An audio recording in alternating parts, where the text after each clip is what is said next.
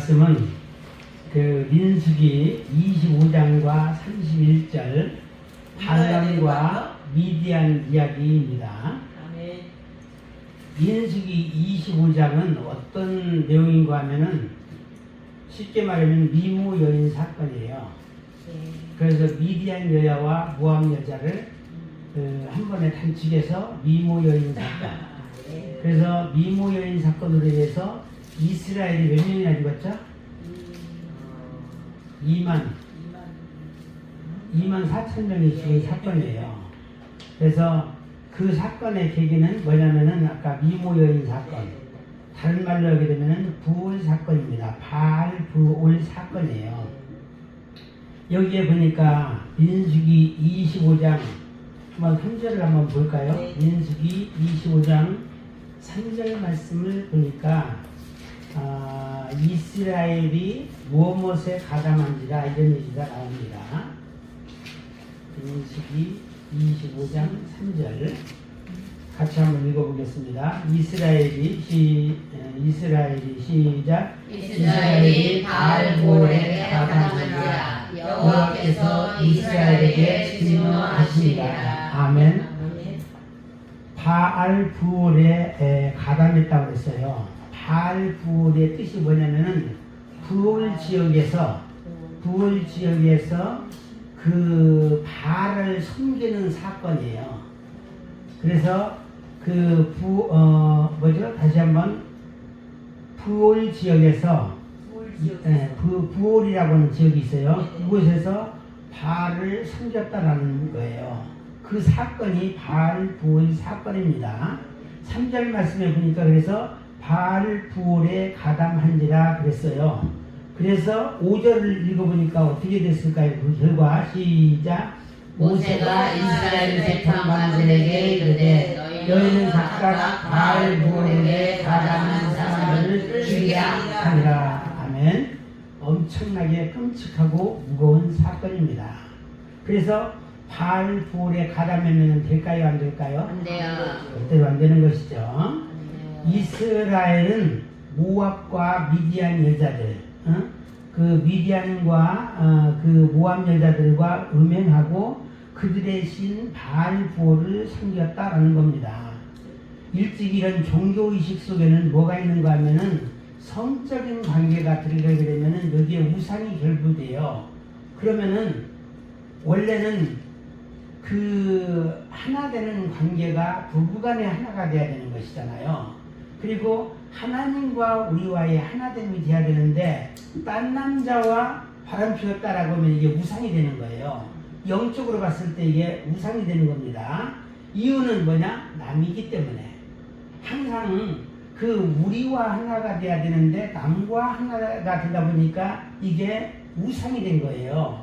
그래서 바알 부올이라고 하는 지역에서 바알을 섬긴 사건이다라는 것이죠. 물론 이것에 대한 동기를 제공한 사람은 누구예요? 발람이었어요. 발람. 그래서 발람이 그렇게 제공을 했습니다. 이 사건의 핵심을 보면은 크게 봤을 때는 뭐라고요? 우상숭배였어요. 우상숭배고 우상숭배로 인해서 이스라엘과의 언약이 파괴된 거예요. 잠시 동안 파괴된 겁니다. 그리고 영적인 음행이 있었는데 이거는 육적인 음행은 영적인 음행과도 연결이 됩니다. 그래서 이 음행 사건을 저지르는 사람 보면은 하나님과 거리가 있게 돼요. 항상 이제 문제가 되죠. 그리고 거룩의 붕괴가 일어나는 것이죠. 이것은 다시 말해서 외부의 침략보다 외적인 침략보다 더 무서운 것이 뭐라고요? 네, 내적인 타락이에요. 내적인 타락, 내부 타락. 그것을 한번 전에 우리 세미나 시간에도 배웠죠. 그 출애굽기 17장에 보면은 누구의 공격을 받았죠? 세 글자로 아로 시작되는 전쟁. 그 아말렉 전쟁이었어요. 아말렉 세력과의 전쟁이에요. 우리가 이 세상에서의 전쟁은 두 가지 전쟁이 있어요. 첫 번째는 블레셋과의 전쟁이고 두 번째는 아말렉과의 전쟁이에요. 이것은 이제 영적인 내용인데 영어로 말하게 되면은 외부 세력은 블레셋이고 내부 세력은 아말렉이에요. 그래서 외부 세력을 영어로 말했을 때는 트리빌레이션이라고 얘기해요. 외적인 환란. 그러면 내적인 환란은 뭐냐? 영적인 환란이기도 하는데 이것은 디스트레스라고 얘기해요. 그래서 우리는 스트레스를 많이 받는데 외적인 환란 때문에 스트레스가 오는 경우도 있고 내적인 환란 때문에 오는 스트레스도 있어요. 그래서 이것을 트리블레이션 하나는 또 디스트레스 이렇게 이야기하는 것입니다. 이게 거룩의 붕괴로 이제 결론적으로는 이렇게 오게 되는데 이 아말렉은 바로 내적인 그 갈등이고 내적인 전쟁이에요. 이게 뭐냐면은 지금처럼 우리가 아까 찬양을 부르면서 성령 충만할 때는 우리가 절대로 진다는 것은 상상을 못해요. 그래서 막 너무너무 기분도 좋은 거야. 그래서 막 하나님이 나와 함께 하시기 때문에 어떤 대적도 다 이길 수 있을 것 같은 생각이 들어가는 거예요. 그런데 어느 순간에 말씀과 성령이 나에게서 점점 멀어졌을 때, 다시 말해서 피곤할 때, 영적으로 피곤할 때 뭐가 다가와요? 신명기 25장 18절 말씀을 보니까 네가 피곤할 때에 네 뒤에 떨어진 약한 자들을 찾고 누가 친다? 항상 아말렉이 약한 자들을 때리는 거예요. 나도 내가 강력하게 때는 말씀과 성령으로 충만할 때는 건드리지 못해. 그런데 어느 순간 나도 지쳐있을 때 그때 이제 아말렉이 슬금슬금 올라가가지고 때리기 시작하는 거예요. 갑자기 근심과 걱정이 몰려오는 겁니다. 외적인 것에 상관없이 근심 걱정이 몰려오는 거예요. 이게 바로 디스트레스고 아말렉입니다.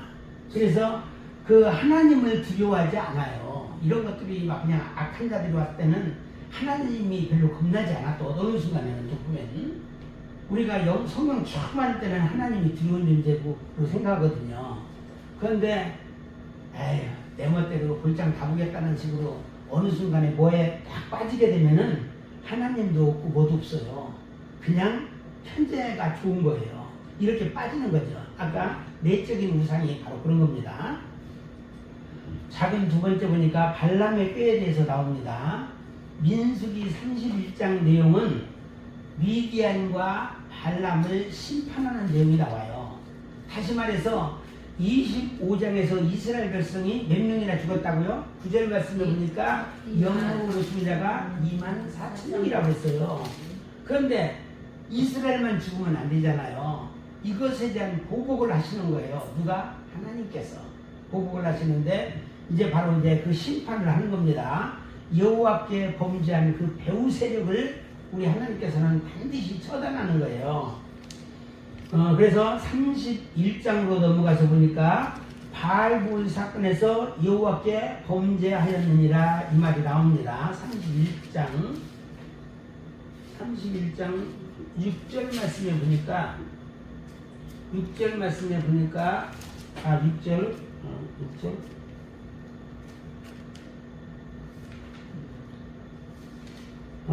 보니까 6절이 그기도 하는데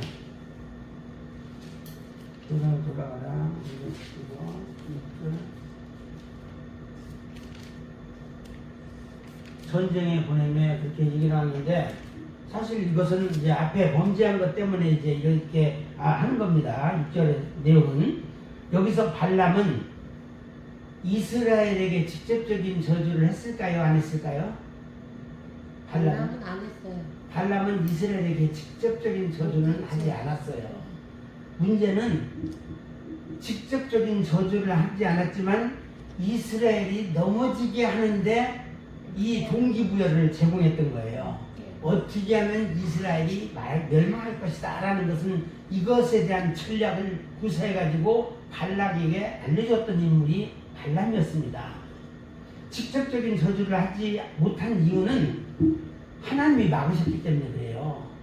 여러 가지 나귀 사건이라든지 이런 쪽에서 보면은 자기는 사실 마음속으로는 이스라엘을 저주하고 싶은데 저주했다면 자기 죽을 것 같거든요.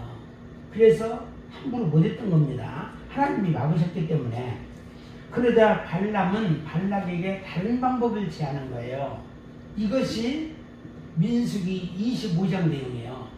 정상적으로는 22장에 뭐 보니까 어떻게든지 이길 수 있는 방법을 여러 가지 그냥 저주만 한번 해다오 그랬는데 안 하잖아요. 하지를 못해요, 저주를. 그래서 직접적인 방법이 안 되니까 간접적인 방법을 제공했던 거예요. 왜냐하면은 야, 한번 하게 되면 내가 지금 우리나라 한국 돈으로 10억을 줄게. 나 그러면은 그게 탐 나겠어요, 안 나겠어요? 네. 그 돈의 유혹이 마지막 때도 굉장히 심합니다. 요한계시록 그래서 발람의 교훈이라는 얘기도 그래서 나오는 얘기예요. 오늘날 많은 목회자들이라든지 많은 영적 지도자들이 이 돈의 유혹에 다 넘어지는 거예요.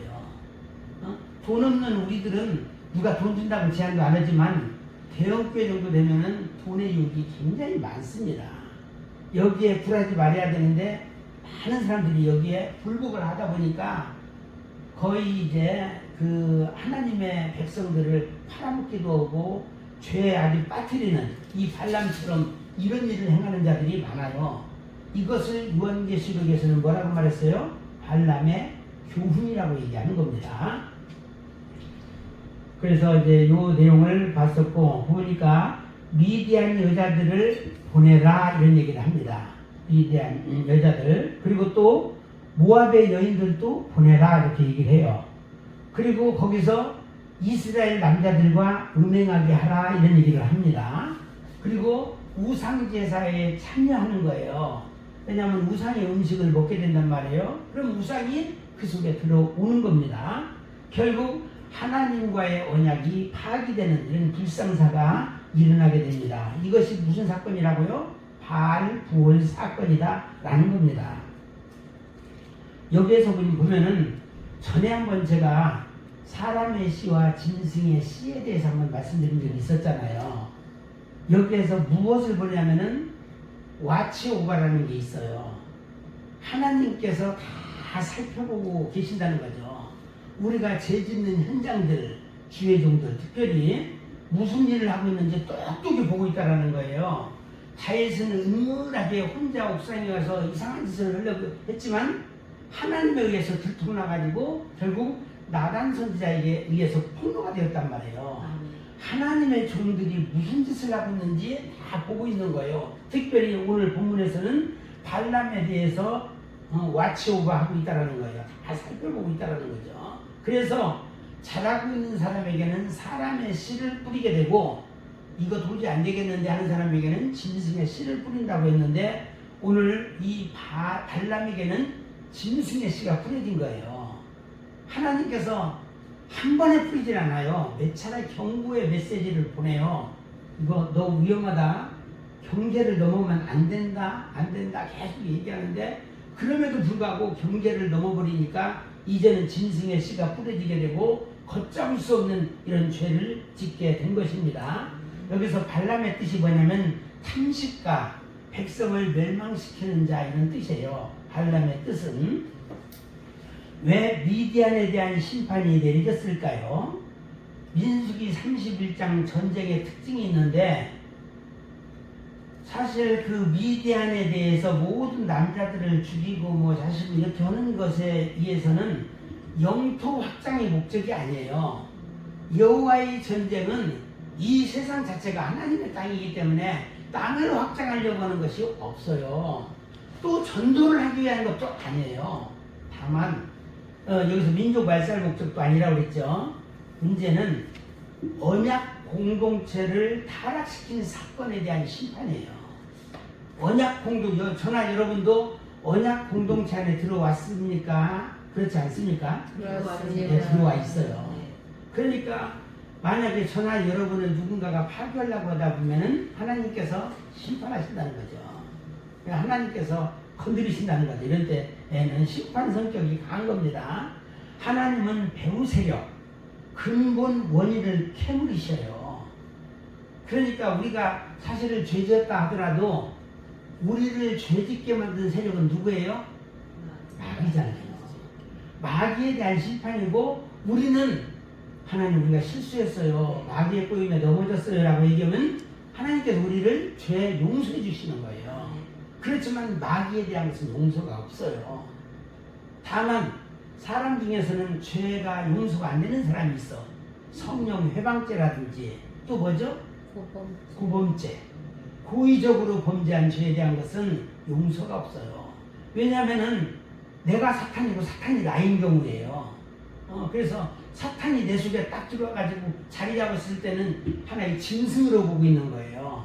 그래서 짐승의 씨가 뿌려진 사람은 사람이 아니고 뭘로 본다? 짐승으로 본다. 이런 존재는 용서가 없다라는 겁니다.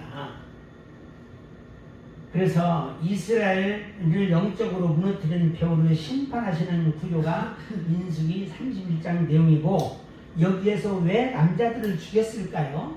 이 남자들은 우상 세력으로 보았어요. 물론 여기서 미디안 남자들, 성경 본문에서 미디안 남자들은 부족의 지배층이에요. 그리고 전쟁 세력이고 우상 체제 유지자들이에요. 우상 수호자들입니다, 이들은. 그리고 남자들은 그렇다고 하지만 남자를 아는 여자는 또 왜 죽였을까?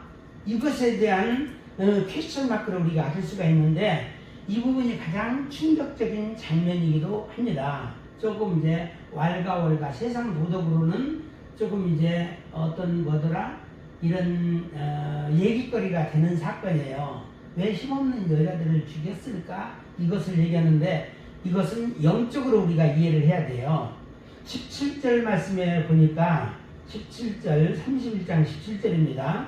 남자와 동침하여 산내를 아는 모든 여자는 죽이라 그랬어요.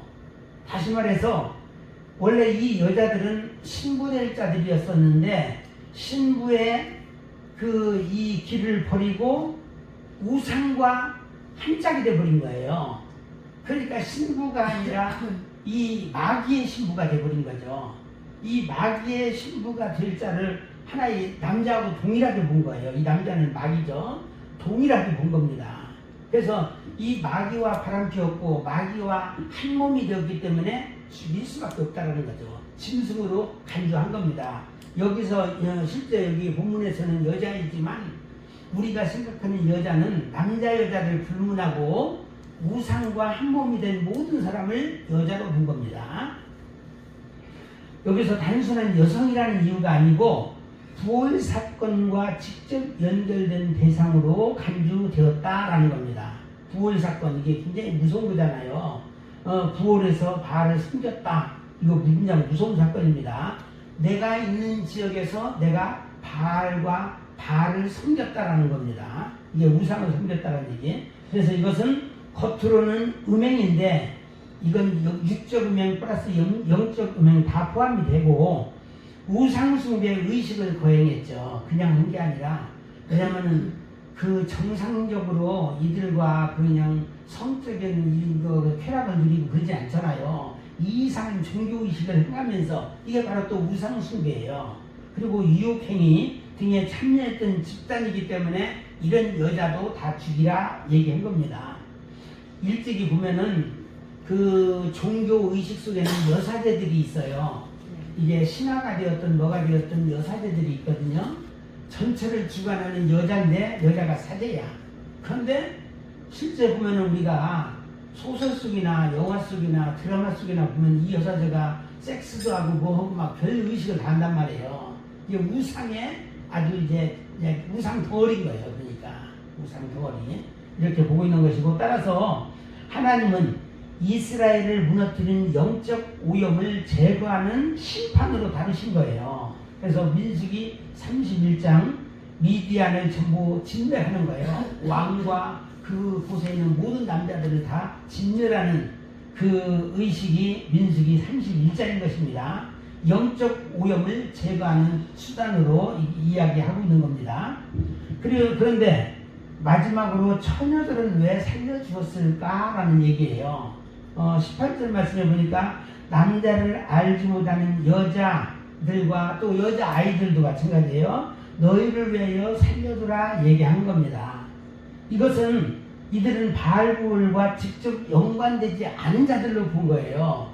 문제는 바알부올을 심판하는데 이 처녀들, 어린 여아들은 이제 해당이 안 된다는 겁니다.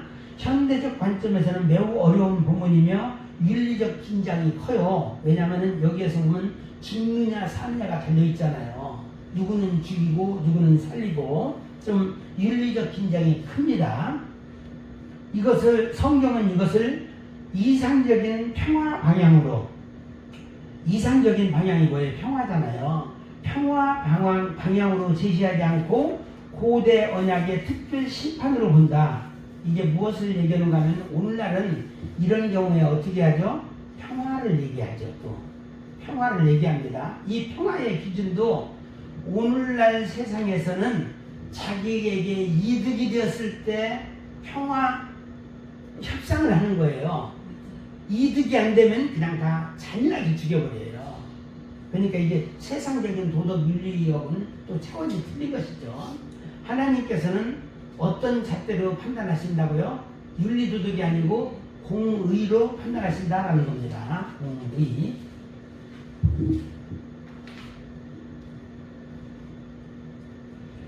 그리고 또 작은 4번 민수기 31장, 여기 31장이에요. 전체 구조라고. 민수기 전체가 아니고 31장 전체 구조를 보니까 미디안 심판 명령을 내리셨어요.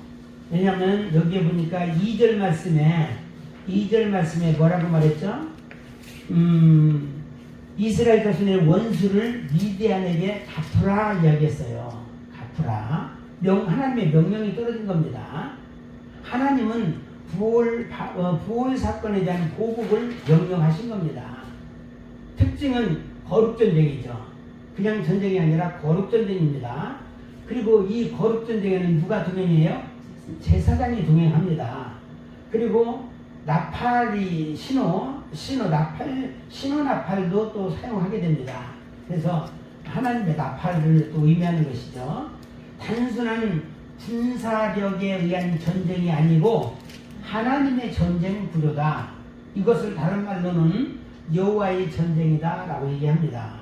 여호수아의 전쟁 역시 여호와의 전쟁이에요.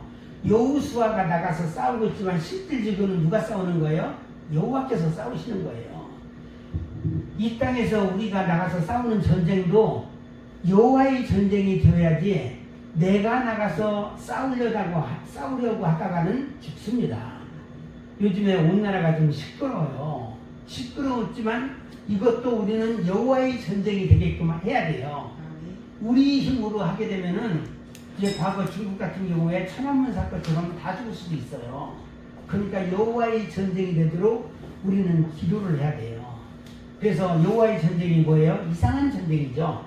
모세가 손을 들고 또 한쪽에서 아론과 누구죠? 아론과 훌이 옆에서 막 보좌해주는 이게 전쟁이에요. 아말렉과 전쟁할 때 모세의 중보기도와 그 돕는 자, 제사장과 선지자가 같이 합심해서 올 때 우리가 수많은 적군들 아말렉을 상대해서 이길 수가 있어요.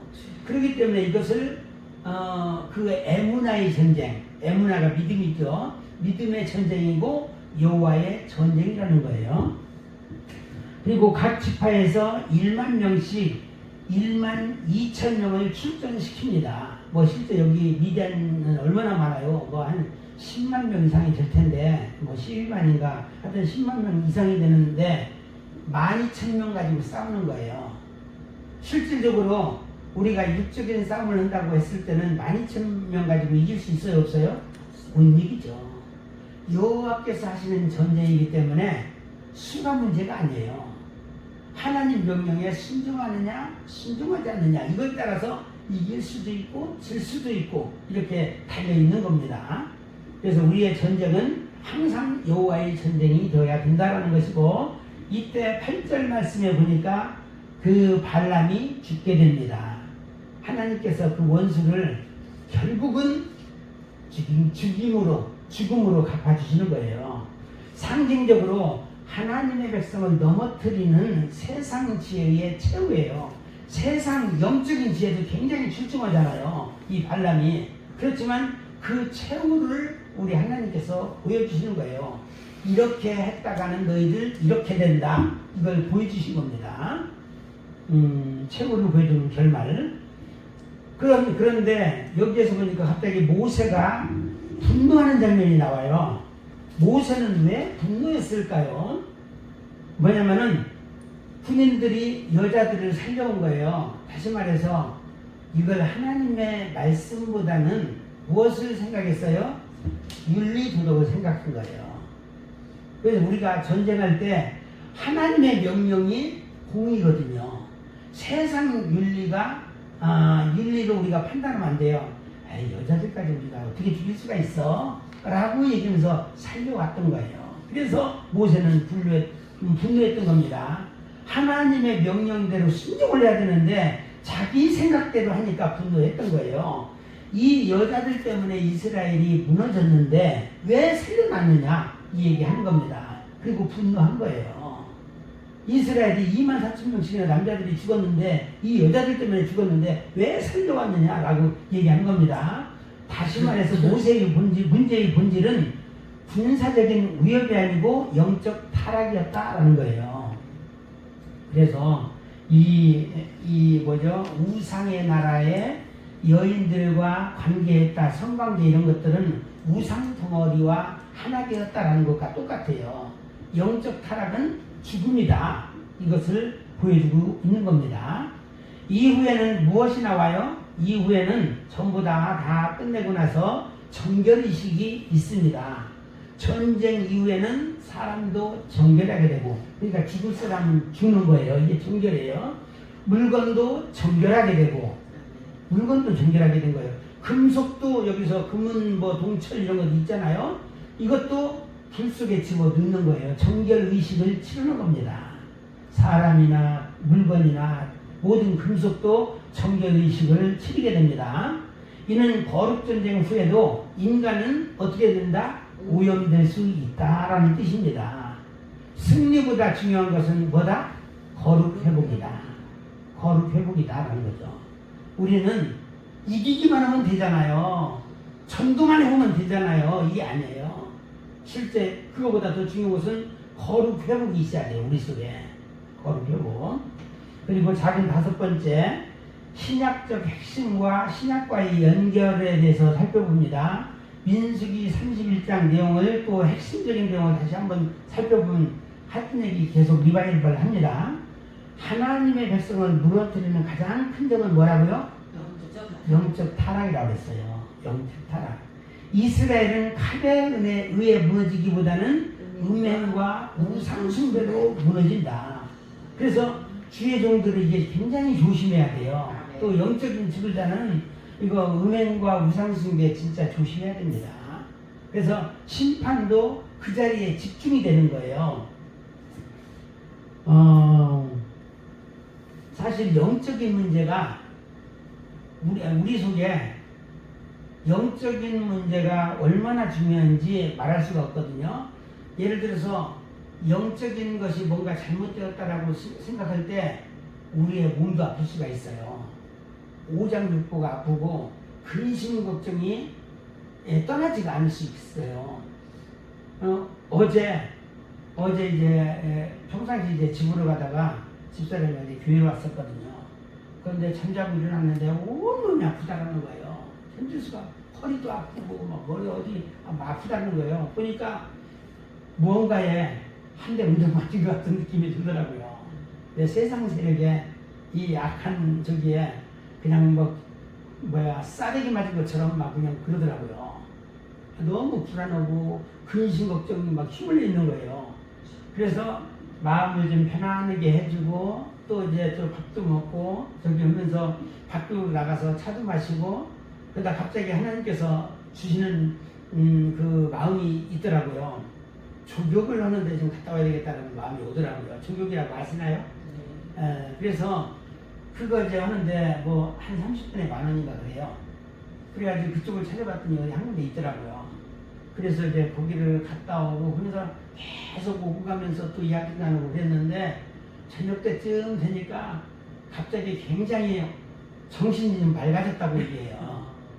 그러니까 우리가 뭔가 영적으로 불안하고 기도를 하던 사람이 기도를 별로 못하게 되면은 뭔가가 쫓기듯이 그래요. 힘드는 게 오는 거예요.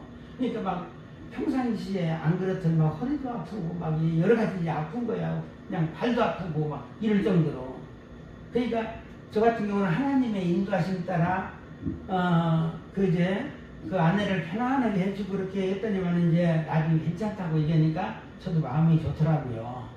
그러니까 일주일에 한두 번씩은 교회로 와. 그래서 기도도 하고 아무래도 교회 오게 되면은 기도를 하게 되죠. 한 번이라도 더 기도하게 되죠. 그래서 우리는 영적인 관리를 좀 잘못할 때는 항상 누구라도 위험하다. 영적인 관리 신경 써야 됩니다. 특별히 음행과 우상숭배는 진짜 조심해야 됩니다. 그래서 섰다고 하는 자는 넘어질까 늘 조심하라고 했잖아요. 그러니까 그 다이어트 같은 최고봉에 있는 사람들, 주의중들 중에서도 한계하는 사람들 이게 조심해야 돼요. 주변에 얼마나 많은 유혹이 있겠어요. 그 신약과의 연결을 봅니다. 이 민수기 31장과 신약과 연결을 보니까 사도 바울은 바알보을 사건을 하나의 경고, 또 모범으로 하나의 본보기로 사용하고 있거든요. 고린도전서 10장 8절 11절 말씀에 보니까 음행과 우상숭배, 탐욕을 경계하면서 광야 사건을 교회의 경고로 보는 거예요. 특별히 주의종들에게 경고의 메시지를 전달하고 있는 거예요. 이 음행과 우상숭배, 이 탐욕, 이게 굉장히 조심해야 된다는 겁니다. 계시록 2장에서는 발람의 교훈이 다시 등장하잖아요. 2장 14절 말씀에 발람의 교훈이 등장합니다. 여기서 발람의 길 혹은 발람의 교훈이 뭐냐 하면은 세상과 타협하게 만들고, 우리는 타협하면 될까요? 안 될까요? 안 되죠. 근데 타협하게 만들고 우상을 끌어들이고 우상숭배를 합리화하고, 그래서 우상을 우리는 가까이 하면 안 되는데, 그리고 거룩을 무너뜨리는 영으로 보고 있는 거예요. 발람의 교훈이. 우리는 이런 것에서 떠나야 돼요. 거룩을 회방하는 것들과는 우리는 멀리 해야 됩니다. 멀리. 그래서 31장 전체 요약을 하게 되면은 바알볼 사건의 후속 심판이다. 31장이 무서운 거예요. 그래서 25장에서 끝나지 않고 다시 31장이 온다.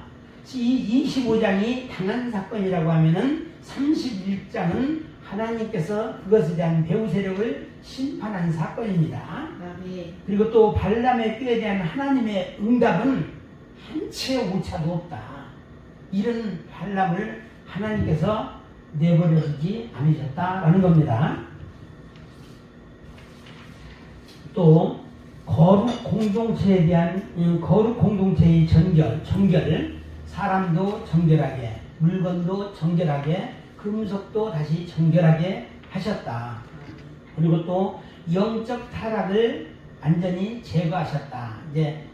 이게 죽였다는 얘기가 제거한 것이죠. 승리 후에는 어떻게 돼요? 하나님께 봉헌했다. 여기서 보면 500분의 1도 있고 50분의 1도 있어요. 전에 한번 제가 강의 시간에 한 거 기억나세요? 제사장에게는 그 500분의 1을 드리고 레위인에게는 50분의 1을 드려야 된다라는 것이 아주 굉장히 금년 총 가운데 했어요. 그래서 아마 찾아보면 있을 거예요. 잊어버린 사람을 위해서 나중에 또 한번 할게요. 전체의 핵심을 보니까 하나님의 백성은 외부 공격보다 내부 타락을 더 조심해야 된다라는 것이죠. 그리고 두 번째, 발람과 발락, 그리고 오늘날 상황을 비교해서 보겠습니다. 발람은 누구예요? 이방인 선지자예요. 그리고 발락은 모압 왕입니다. 그래서 발람은 실제 태어난 곳은 어딘지 좀 정확하게 안 나와 있더라고요. 중요한 것은 미디안과 모압에서 활동을 했어요.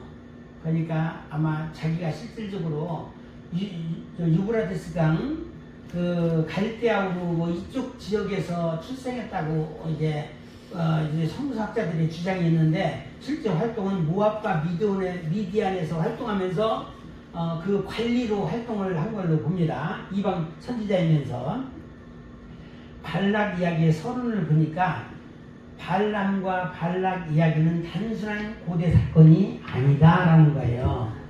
오늘날에도 반복되는 영적 타협의 구조를 보여주고 있다. 이제 좀 있으면 나오겠지만 이게 종교와 정치 세력 간의 그 타협이 오늘날의 세상이에요. 타협. 그러면서 우리도 정치 세력에 대해서 도전을 하니까 뭐라고 말해요? 정치에 관여하지 말라 또 이렇게 얘기해요. 자기네들은 밀착돼 있으면서 이것을 우리는 잘 알아야 됩니다.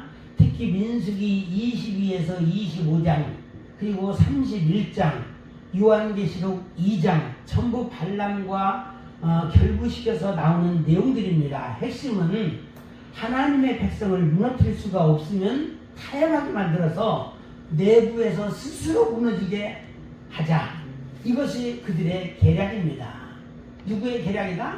사탄의 계략이다. 그래서 사탄의 1차적인 공격은 우는 사자같이 공격을 해요. 그리고 이것이 안 묶여질 때는 두 번째 방법이 뭐예요? 광명의 천사로 유혹합니다. 그래서 이렇게 되든지 저렇게 되든지 그 하나님의 백성을 넘어뜨리게 하는 것이 그들의 전략이에요. 그런데 오늘날은 광명의 천사를 우리에게 다가와서 우리를 유혹하기 때문에 우리가 굉장히 아주 그 열심으로 한다고 하더라도 어느 순간에 넘어질 수도 있어요. 실제 넘어졌다가 또 다시 일어서기도 합니다. 한번 넘어졌다가 끝까지 안 일어서면 어떻게 돼요? 발람이 되는 거예요. 우리는 발람에게도 분명히 회개의 기회가 주어졌어요. 아주 골격분야하게 주어졌지만 이것을 말을 안 들었던 것이죠. 우리는 잘 봐야 됩니다. 오늘 사건 속에서 발락이 보여주는 모습. 발락은 누구라고요? 모압 왕이었습니다. 이 모압 왕 발락은 누구를 두려워했어요? 이스라엘을 무진장 두려워했어요. 그래서 단순히 군사력으로 이길 수 없음을 알았기 때문에 그는 영적 방법을 이용하려고 했어요. 그래서 영적 방법을 이용하려고 하다 보니까 누구를 끌어들여 왔어요? 발람을 데려온 거예요. 발람. 이것이 오늘날에 적용해 보면은 어떻게 할 수 있어요? 이 딥스테이트 세력이 누구를 끌어들였어요? 카톨릭을 끌어들인 거예요. 카톨릭의 예수를 끌어들인 거예요. 그래서 세상을 이제 다 잠식하기 위해서 이들은 작전을 세우고 있는 겁니다. 사실 예수가 그 유엔도 만들었고 뭐 WCC도 만들었고 우리 모든 안 좋은 것들을 다 만드는 참고인이 예수예요. 예수의 잘못 건드리면 어떻게 돼요? 죽어요. 그러니까 굉장히 위험해요. 이 카톨릭에서 만든 거죠. 그래서 저주, 영적 조작, 두려움 정치, 보이지 않는 영향력을 사용하라고 했어요. 요한계시록에 보면 복술이라는 말이 나오죠. 복술은 다른 말로 영어로는 파마케이아예요. 약물입니다. 약물 중독자가 되게끔 만드는 거예요. 2019년, 2022년에 한번 시험을 했죠. 약물 중독. 이게 무슨 사건이에요? 코로나19 사건이죠. 이걸로다가 시범 케이스로 한번 해본 거예요. 이제 마지막에 진짜가 나옵니다. 진짜. 그때 우리는 절대로 맞으면 안 된다. 짐승의 표와 이제 결부시켜서 맞게끔 할 겁니다. 복술로 말미암아 만국이 미혹되었도다. 그때 얼마나 많은 전 세계가 미혹되었잖아요. 오늘날을 적용을 해보게 되면은 발락은 오늘날 하나님 없는 권력, 세속체계, 하나님의 백성이 불편해하는 문화 이런 것들을 만드는 거예요. 하나님 백성이 굉장히 불편한 문화잖아요. 우리가 우상숭배한다든지 하면은 굉장히 불편하잖아요. 강제적으로 뭐 동성애 잔치한다라든지 이런 문화 우리하고는 안 어울리잖아요. 결국 진리를 싫어하는 세상 정신을 상징하고 있어요. 이 발람의 교훈은 오늘날도 세상은 교회를 향해 정면 충돌만 하는 것이 아니야. 세상은 교회를 막 그냥 나발총으로 하듯이 막 공격하지는 않아요. 교회를 회유합니다. 타협하게 만들고 기준을 낮추게 하고 거룩을 포기하게 함으로써 세상과 똑같게 만들어요.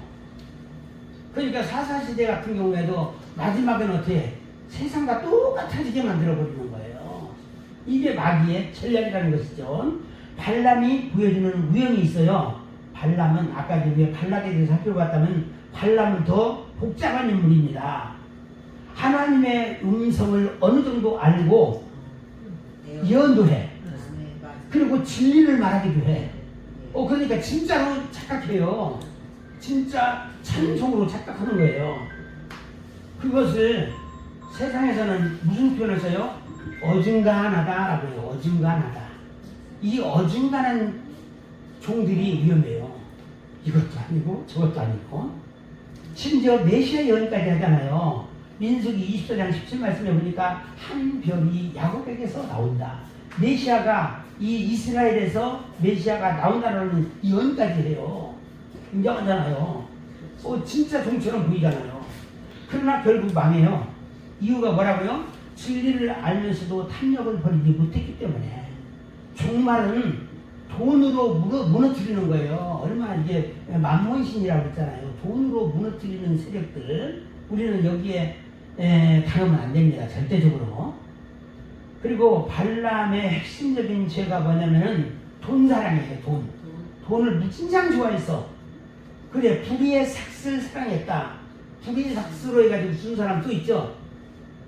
가론유다. 불의의 삭슬은 죽은 사람.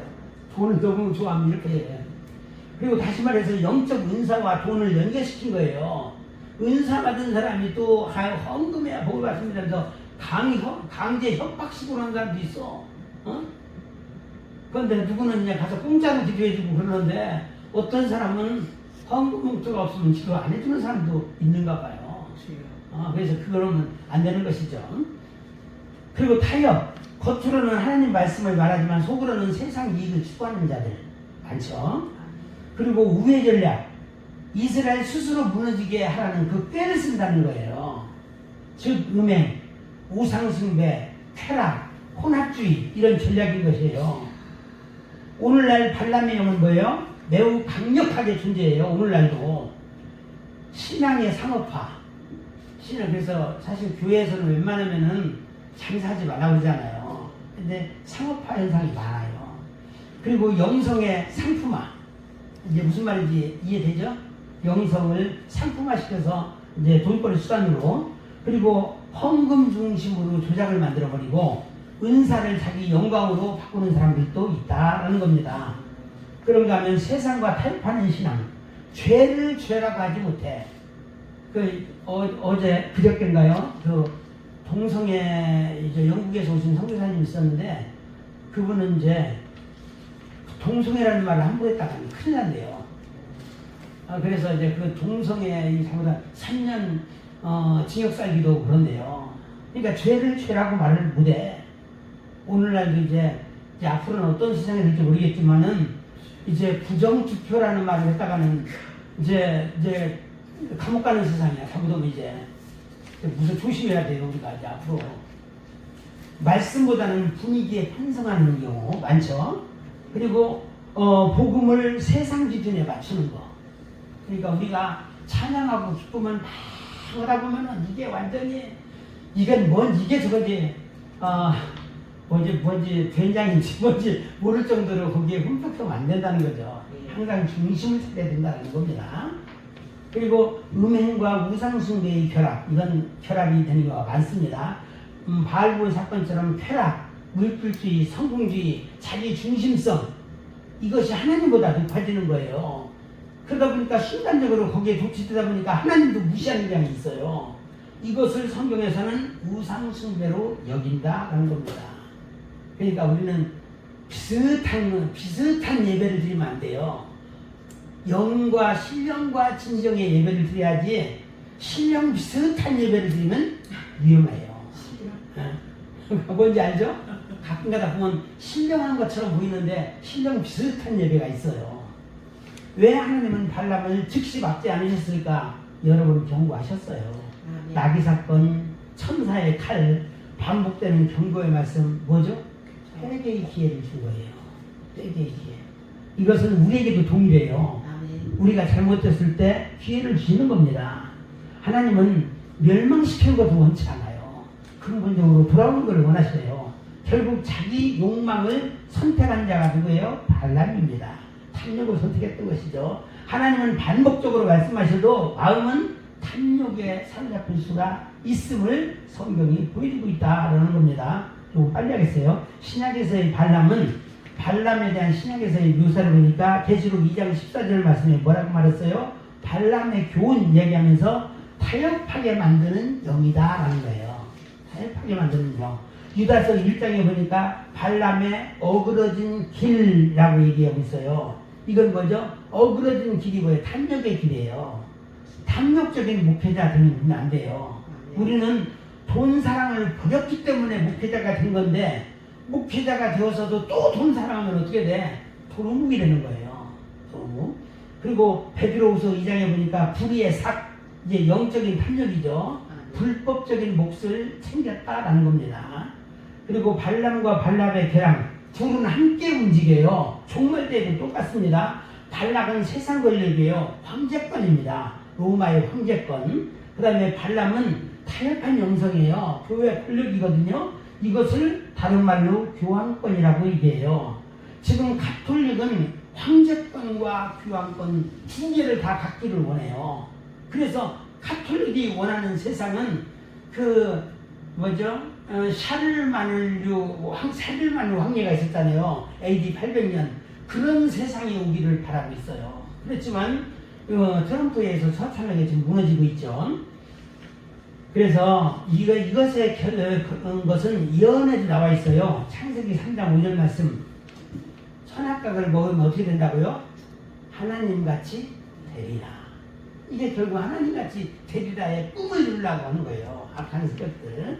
이 둘이 결합하면 하나님 백성은 외부 박해보다 내부 타락으로 더 쉽게 무너진다는 것을 보여주고 있는데, 이게 민수기의 경고 메시지다. 그리고 오늘날 교회의 핵심을 보니까 발락의 유혹. 발락은 뭐예요?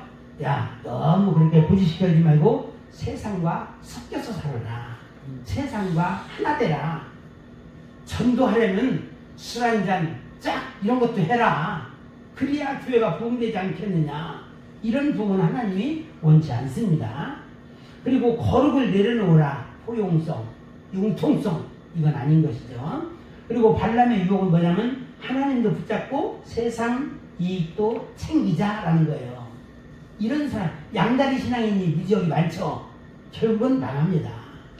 우리는 아주 성경적인 보수주의자가 되어야 돼요. 세상적인 보수주의자는 꼴통이 되니까 안 되고, 우리는 성경적 보수가 돼야 됩니다. 이거 추구하다가 발람도 죽었습니다. 민수기 31장 8절에 성경적인 교훈, 성경은 둘 다 심판받는다고 경고합니다. 그래서 발람도 죽고 미디안 왕들도 다 죽습니다. 아멘. 결국 거룩을 무너뜨리는 세상지혜도 망한다라는 겁니다. 오늘날 성도들에게 주는 메시지 5가지 있습니다.